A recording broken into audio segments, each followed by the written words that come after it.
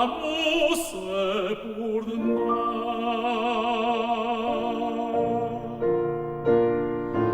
Dalam kota besar atau dalam limbah, jiwa sama berharga di matamu. Kemana saja ku telah setia, ku mau cinta yang dicintamu.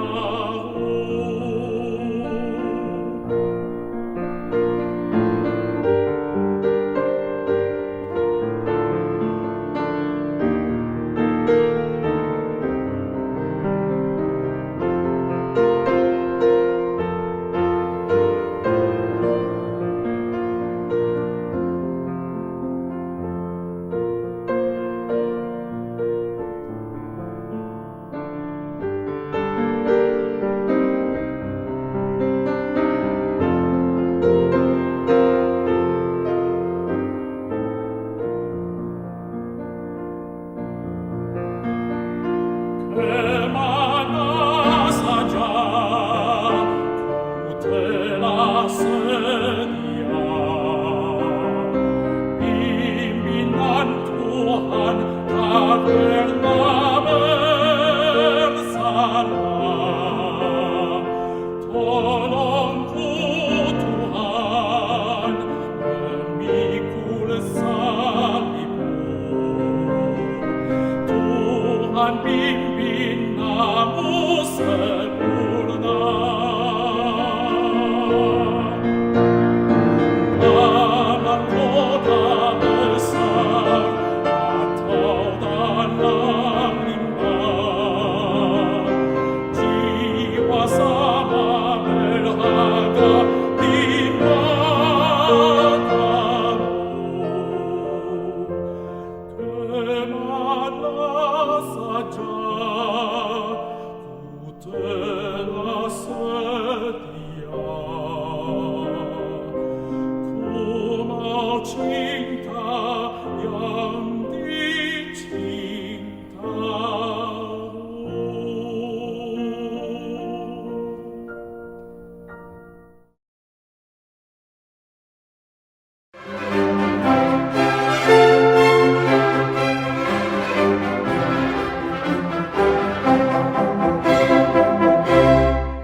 Saudara-saudara, hari ini saya akan berkhotbah dari 3 ayat di dalam Alkitab. Ayat pertama di dalam Roma pasal 3 ayat ke-23. Sebab sekalian telah berbuat dosa dan mengurangi kemuliaan dari Allah. Ayat kedua dari kitab Roma pasal 6 ayat 23. Upah dosa adalah maut, tetapi anugerah Tuhan adalah di dalam Yesus Kristus Tuhan kita, hidup yang kekal. Ayat ketiga diambil daripada Ibrani pasal 9 ayat 27. Setiap orang dipastikan satu kali mati, dan sesudah mati adalah penghakiman. Saudara-saudara, 3 ayat ini menjadi satu: dosa, maut, dan penghakiman. Siapakah yang bisa luput dari 3 ayat ini? Tidak ada satu orang. Entah engkau pengemis, engkau orang biasa, engkau jenderal, engkau presiden, engkau raja, atau engkau orang paling kaya di dunia. Semua di hadapan Tuhan di dalam 3 ayat ini. Karena semua berdosa dan mengurangi kemuliaan daripada Allah. Karena upah dosa adalah maut, setiap orang harus mati. Karena setelah mati belum selesai, datanglah hukuman daripada Tuhan. Barang siapa yang mendengarkan firman Tuhan berbunyi 3 ayat ini, Engkau kalau tidak takut, berarti engkau hatinya sudah kebal. Mau engkau hatinya sudah tidak lagi bekerja. Mata rohani sudah mati. Jika engkau mendengar 3 ayat ini, engkau tidak kesadaran. Saudara-saudara, siapakah yang tidak berdosa di dunia ini? Tuhan berkata, dia melihat dari surga. Di bumi ini ada tidak orang yang mencari dia?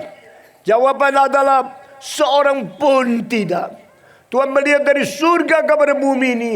Ada orang yang mengenal kebenaran? Jawaban adalah seorang pun tidak ada. Tuhan melihat dari surga ke bumi. Di dunia ini adakah orang mencari kebenaran? Ada orang melakukan kebajikan? Jawaban tetap adalah seorang pun tidak. Ketiga kali mengatakan tidak ada. Tidak ada.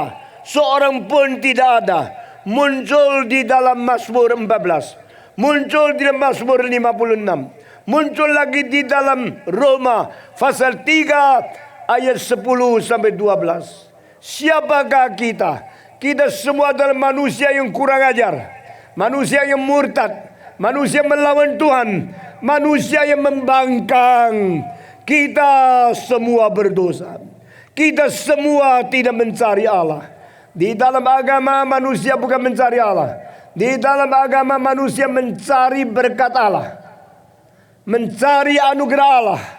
Mencari segala sesuatu untuk mengisi kebutuhan egoisme manusia sendiri. Allah mengatakan tidak ada orang mencari dia. Semua orang di dalam agama berpura-pura memakai agama untuk menutup dosa mereka. Untuk agama dipakai untuk menjadi penyuapan daripada hati diri kita sendiri. Tuhan berkata, kalian telah berbuat dosa dan mengurangi kemuliaan daripada Tuhan. Pada waktu Tuhan mencipta manusia, Tuhan memberikan kemuliaannya dia untuk setiap orang. Sehingga kita hidup di dalam kemuliaan. Kita hidup di dalam kehormatan. Tapi dosa datang menggerogoti kemuliaan Tuhan itu. Dosa datang untuk merusak kesucian Tuhan itu. Sehingga kemuliaan hilang dari kita. Kesucian hilang dari kita. Kebenaran hilang daripada kita. Kebajikan hilang daripada kita. Manusia yang tadinya penuh kemuliaan Tuhan, yang tadinya dicipta dengan kehormatan Tuhan, sekarang menjadi malu, menjadi remeh, menjadi hina, menjadi najis. Di dalam hidup kita tidak ada kemuliaan, tidak ada kebajikan, tidak ada kesucian, tidak ada kebenaran. Karena kita tidak lagi mirip Tuhan yang mencipta kita. Waktu Tuhan mencipta manusia, dia berkata, mari kita mencipta manusia berdasarkan peta dan teladan kita sendiri. Manusia mestinya hidup seperti Allah. Manusia seharusnya hidup mencerminkan sifat ilahi yang suci, adil, benar, kasih, bajik, dan penuh dengan kemuliaan. Tetapi dosa telah mengurangi kemuliaan Allah.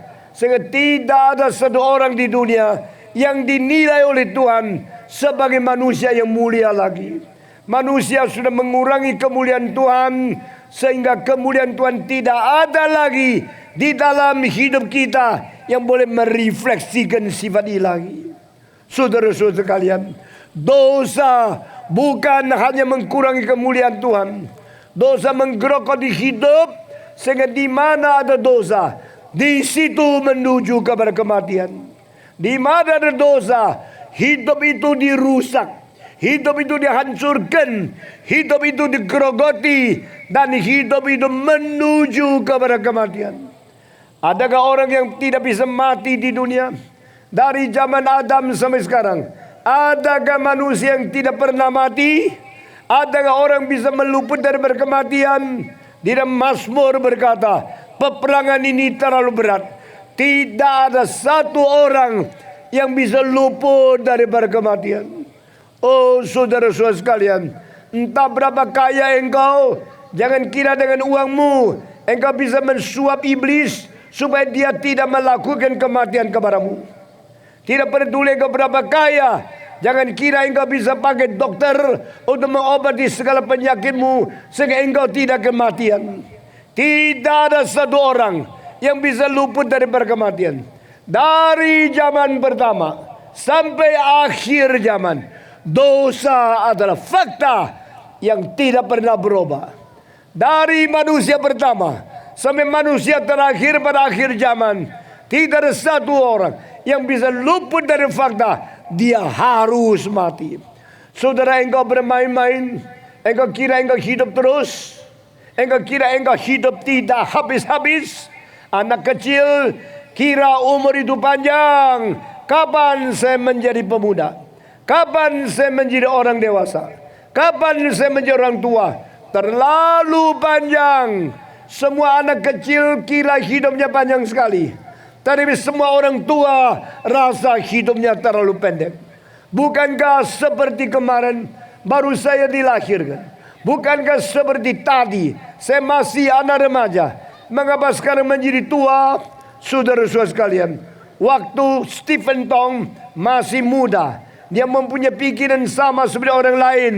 Mendatang di dalam berapa puluh tahun kemudian, hari ini saya menjadi orang umur 74 tahun. Saudara-saudara sekalian, waktu saya menoleh ke belakang, saya melihat perjalanan saya semenjak kecil seperti cepat sekali. Bukan seperti panjang, seperti begitu berlarut-larut, tetapi seperti baru kemarin. Saya masih di SMP, saya masih di SMA. Sekarang saya sudah begitu tua, umur 74. Saya sudah keliling dunia 137 kali. Saya sudah mengelilingi lebih 600 kota. Saya sudah berkhotbah kepada 30 lebih juta manusia. Saya sudah berkhotbah di atas mimbar lebih 35.000 kali. Saudara-saudara, mengapa begitu cepat? Karena waktu lewat tidak minta persetujuan kita. Waktu melewatkan hidup kita atau kita melewatkan waktu. Saya tidak pernah mengerti. Saya yang berjalan menembusi waktukah, atau waktu yang berjalan menembusi perjalanan hidupku kah? Pokoknya saya dan waktu berselang, dan akhirnya saya menuju kepada satu detik. Detik terakhir harus saya menapaskan napas yang terakhir. Saya harus menghembuskan napas yang terakhir. Saya harus tutup mata. Saya harus meninggal dunia. Saudara-saudara, siapa yang bisa hidup tidak usah menemukan kematian? Tidak ada orang seperti ini, kecuali pada terakhir kali orang diselamatkan oleh Tuhan. Pada waktu Yesus datang kembali, dia masih hidup. Dia akan dilepaskan daripada harus mati, ketemu dengan Tuhan di dalam kemuliaan. Yang semua orang biasa harus meninggal dunia, kita harus mati, karena ini adalah upah dosa. Istilah mati pertama kali diberikan kepada manusia dari mulut Tuhan Allah sendiri. Tuhan berkata kepada Adam, jangan makan buah yang terlarang ini. Jika engkau makan buah yang terlarang, maka hari itu pun engkau mati. Hari itu engkau makan, hari itu engkau pasti mati. Ini pertama kali istilah mati diucapkan dan dicatat di dalam Alkitab. Saat itu pernah ada yang mati? Belum ada. Semua yang dicipta oleh Tuhan masih hidup. Tumbuh-tumbuhan hidup, binatang-binatang hidup, yang meratap hidup, yang terbang hidup, yang berenang hidup. Semua binatang dan Adam hidup, Hawa hidup. Tetapi pada waktu manusia masih hidup, Tuhan sudah mengatakan kalimat, jika engkau melanggar aku, jika engkau makan buah yang terlarang, hari itu juga, waktu engkau makan, hari itu juga engkau pasti mati. Adam tidak pernah mengetahui apa itu artinya mati. Dia belum pernah mengalami kematian. Sehingga kalimat dari Tuhan keluar dari mulutnya, masuk ke dalam telinga Adam. Adam tidak bisa mengerti apa artinya kematian. Tetapi saudara-saudara, kalimat Tuhan selalu lebih mendahului daripada pengalaman kita masing-masing. Tuhan memberitahu dulu, lalu engkau akan mengalami. Jika engkau taat, engkau akan mengalami anugerah. Jika engkau tidak taat, engkau akan mengalami kecelakaan. Tidak ada jalan lain. Taat Tuhan melawan iblis, atau taat iblis melawan Tuhan. Adam, jika engkau makan buah yang terlarang, hari itu engkau makan, hari itu juga engkau akan mati. Saudara-saudara, Adam tidak menganggap penting firman dari Tuhan. Dia akhirnya setelah dengar firman Tuhan, dia mendengar lagi kalimat dari setan. Sehingga dua suara yang terbentur, dua suara yang berbeda sekarang berperang di dalam hatinya. Dan akhirnya dia pilih mentaati iblis. Saudara-saudara, demikian setiap orang Kristen hidup di dalam dunia. Tuhan sudah memberikan kitab suci. Setan memberikan ajaran lain. Dan engkau yang tidak mau belajar firman, engkau tidak mau taat kepada perintah Tuhan, engkau diberikan kebebasan. Tetapi kebebasan itu mungkin mematikan engkau. Saudara-saudara, Adam mati. Saat dia makan, dia mati. Tapi dia belum mati. Loh, kalau begini, bukan berarti kalimat dari Tuhan itu tidak sukses. Tuhan berkata, hari itu engkau makan, hari itu engkau akan mati. Setelah Adam makan, dia bukan saja tidak mati, dia masih hidup 930 tahun lagi. Bukankah dia tidak mati? Saudara-saudara, jangan mengerti firman Tuhan dengan logika manusia yang dangkal. Jangan mentafsirkan kitab suci dengan cara penglihatan kita yang hanya jasmania saja. Adam hari itu makan, Adam hari itu juga mati. Tetapi arti mati bukan mata tidak melihat, tangan tidak bergerak, jantung tidak berdebar, dan hidung tidak bernapas. Mati di dalam Alkitab berarti tercerai-berai dari sumber hidup. Saudara-saudara sekalian, Adam waktu makan buah terlarang itu, sedetik itu juga dia tidak ada hubungan dengan Tuhan Allah lagi. Saudara-saudara, berapa banyak orang Kristen hidupnya tidak hubungan dengan Tuhan Allah. Berapa banyak orang Kristen hidup terpisah daripada kemuliaan dan anugerah Tuhan.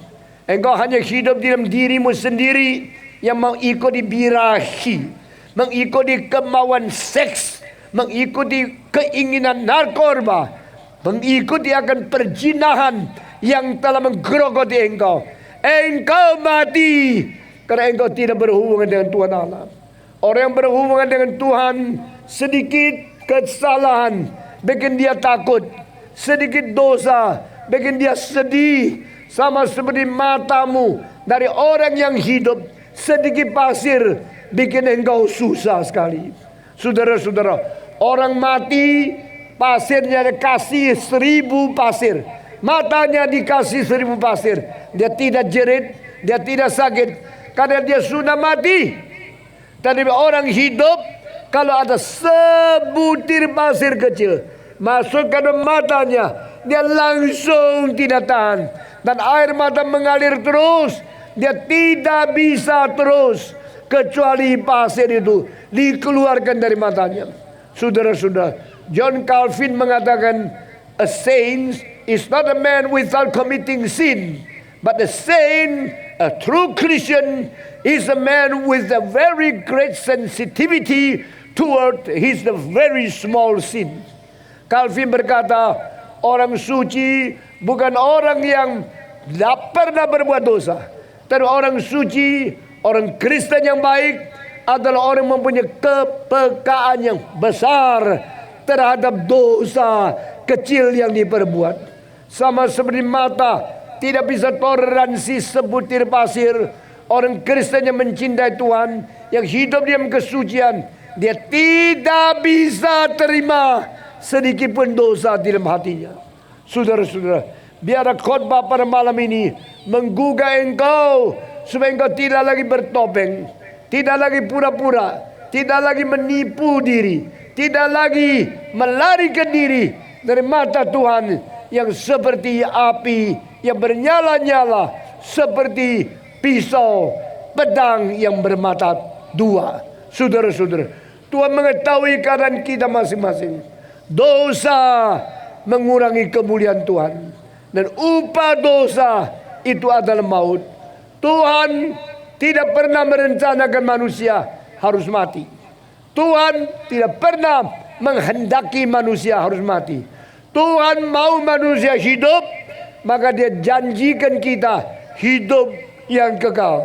Dengan demikian engkau jelas, dosa mengakibatkan kematian. Anugerah menyelamatkan kita dengan hidup yang kekal. Upah dosa adalah maut, tetapi anugerah Tuhan kita adalah hidup yang kekal di dalam Yesus Kristus yang diutus menjadi Tuhan gereja. Saudara-saudara, di dalam kedua pilihan ini, engkau tetap hidup di dalam dosa atau engkau hidup di dalam anugerah Yesus Kristus. Engkau hidup di dalam pelanggaran melawan Tuhan, atau engkau hidup di dalam ketaatan berKristus, karena Dia datang untuk mengganti kita mati di atas kayu salib. Saudara-saudara, di atas Golgota ada 3 orang yang dipaku. Pertama, Yesus yang di tengah. Kedua, perampok yang di kanan. Ketiga, perampok yang di kiri. Kedua perampok mungkin digantung terlebih dahulu, dan terakhir Yesus juga digantung di atas kayu salib. 3 orang ini semua mati, tetapi Kristus akhirnya bangkit. Di antara kematian Kristus, kematian perampok yang taat dan bertobat, perampok yang tidak taat dan binasa, 3 macam kematian mewakili ketiga macam kematian di seluruh alam semesta. Saudara-saudara, hanya 3 macam kematian di dalam seluruh umat manusia. Pertama, kematian daripada Yesus Kristus ada kematian mengganti orang lain. Kematian yang bertobat adalah kematian yang dihapus, kematian yang dia sendiri mau meninggalkan hidupnya tetapi sebelum menerima Yesus Kristus. Satu macam lagi, kematian yang tidak ada pengharapan, kematian di dalam dosa untuk binasa selama-lamanya. Saudara-saudara, kalau saya pakai bahasa Inggris, engkau akan mendengar dengan jelas, Jesus Christ died for sin, and the saved that robber died to sin, and the rebellious robber to not want to confess his sin, he died in sin. Mati bagi dosa, mati terhadap dosa, mati di dalam dosa. Saudara-saudara, orang yang mati di dalam dosa berarti dia berdosa dikuasai dosa sampai dia mati di dalam dosa. Orang demikian akan dipisahkan dari muka Allah, dipisahkan dari sumber hidup untuk selama-lamanya. Saudara-saudara sekalian, dan orang yang mati terhadap dosa, dia berkata, Tuhan, jika engkau sudah mati bagi saya, biar saya juga mau mati terhadap dosa. Saya tidak mau mati di dalam dosa. Saya akan mati untuk menghadapi dan melawan dosa. Saya mati terhadap dosa. Mulai hari ini, dosa tidak lagi menjadi tuan di dalam hidupku. Dosa tidak lagi merajalela menguasai aku. Dosa tidak lagi menjadi penguasa hidupku. Aku mati terhadap dosa. Mati terhadap dosa. Ini kematian macam kedua. Kematian macam ketiga, yaitu mati di dalam dosa, mati tidak terhadap dosa. 2 macam manusia. Mati yang daripada Yesus Kristus, mati mengganti orang berdosa. Tuhan Allah mengapa kirim Yesus ke dalam dunia? Karena dia satu-satunya yang tanpa berdosa, Yesus adalah satu-satunya yang suci. Sejak dia lahir, Jibril sudah berkata kepada Maria, the one you are going to give birth is the Holy One of God, and the Son in the God in the highest.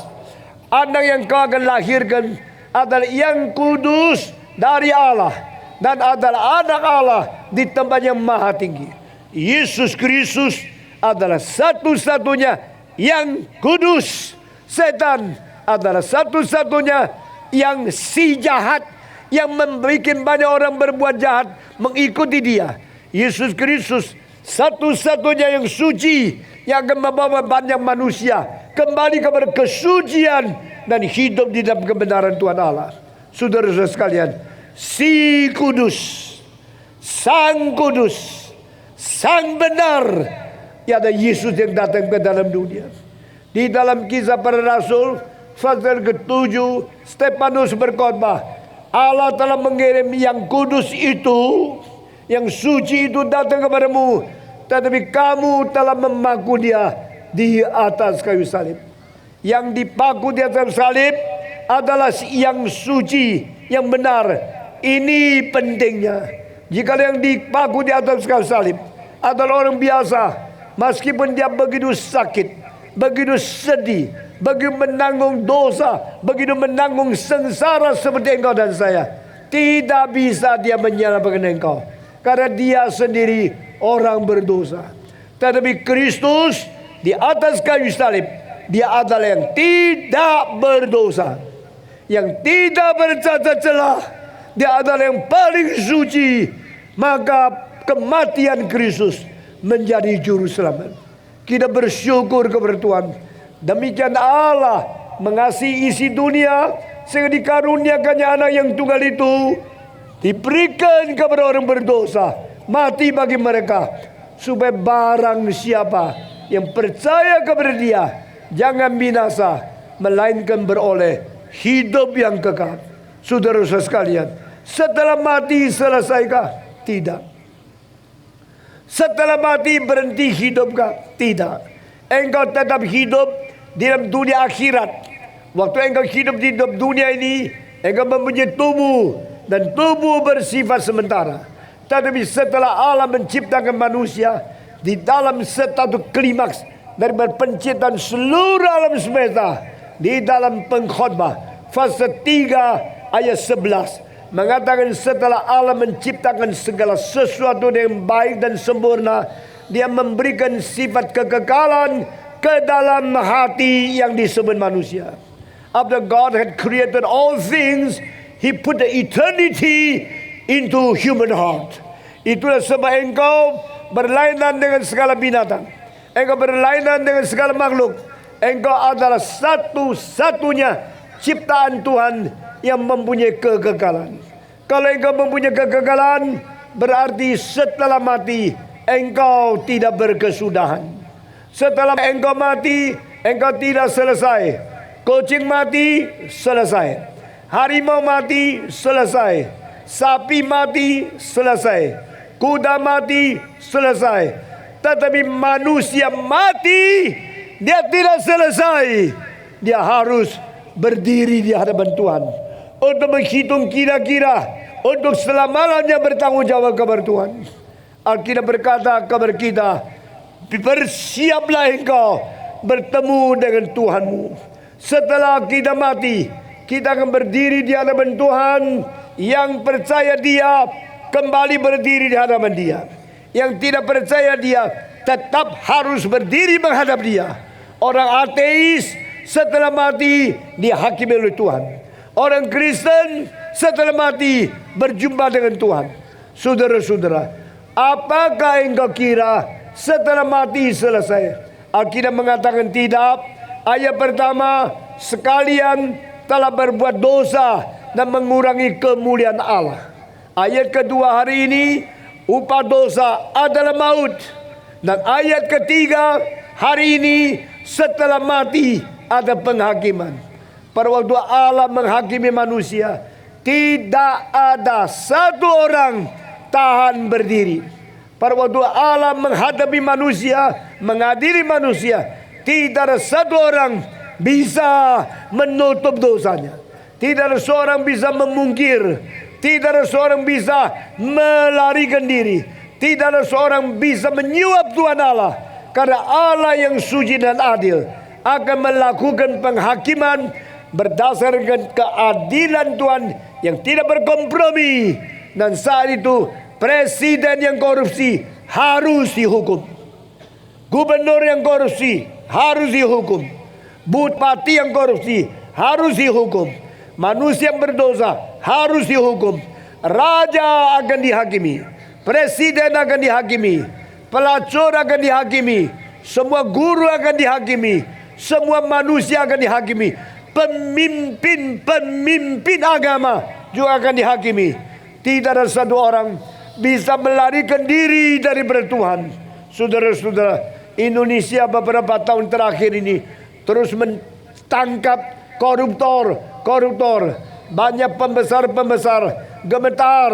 Banyak orang-orang pejabat tinggi, mereka ketakutan karena mereka juga mengetahui berapa banyak korupsi yang mereka lakukan.